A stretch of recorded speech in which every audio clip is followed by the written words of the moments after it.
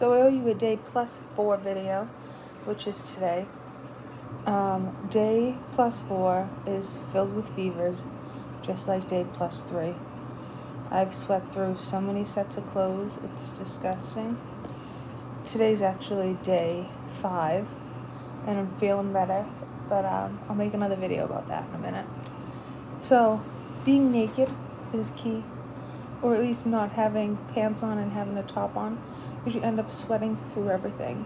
Then you need to change your clothes, change your bedding, and it's just such a process each time the fever breaks, because even though you think your fever breaks, it breaks every day.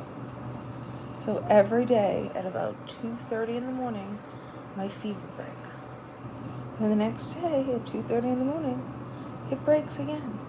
And you're literally sitting in a pool of sweat, but you feel so much better for at least the first half of the next day. So there is something good that comes from it. You're like, ugh, I feel disgusting. But then all of a sudden you're like, oh my gosh, I feel great for the first few hours of today. But you're hooked up to a ton of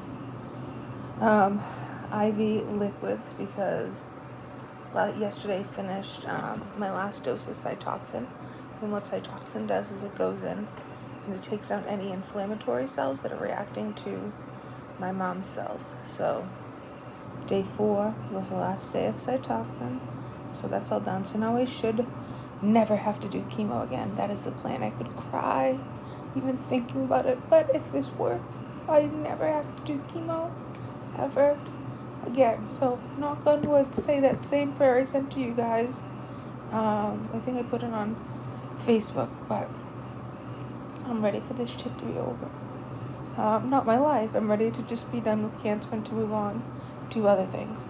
But yeah, it sucks. It's filled with sweats, filled with 24 hours of fluids, with other things to make sure that your bladder doesn't get filled with more poison.